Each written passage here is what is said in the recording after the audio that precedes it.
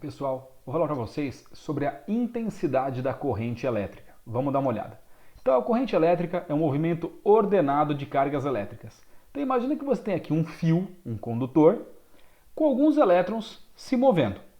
Imagina que eu vou marcar nesse fio uma região, tá certo?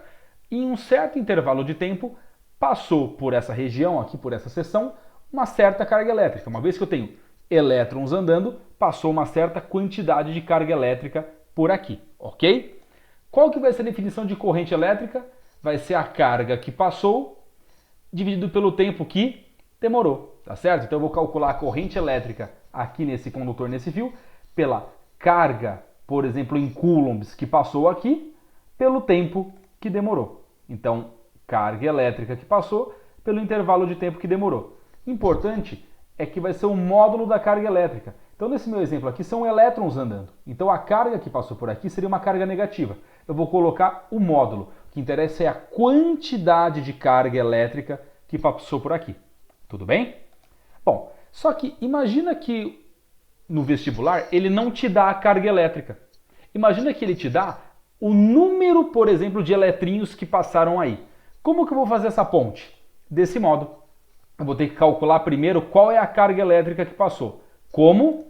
N é o número de elétrons que constitui aquele ΔQ, que constitui aquela carga que passou, e E é a carga elementar que tem esse valor fixo. Então veja, se ele te der a carga elétrica direto, é só fazer carga pelo tempo.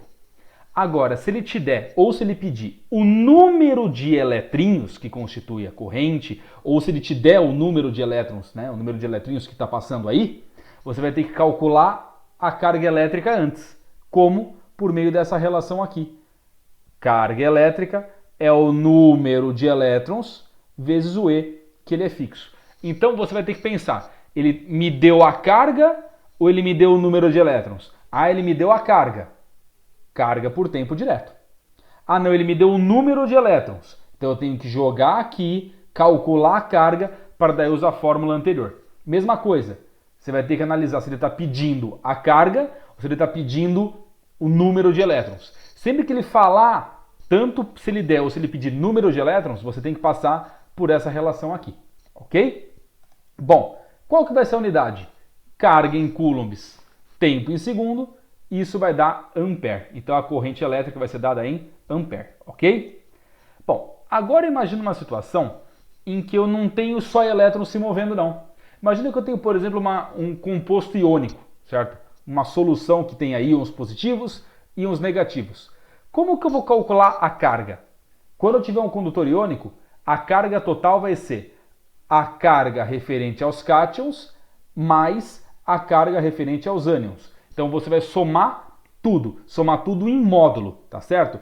Embora tenha cargas negativas, você não vai levar em conta o negativo. Você vai somar tudo em módulo, ok? Bom, existe uma propriedade gráfica muito importante.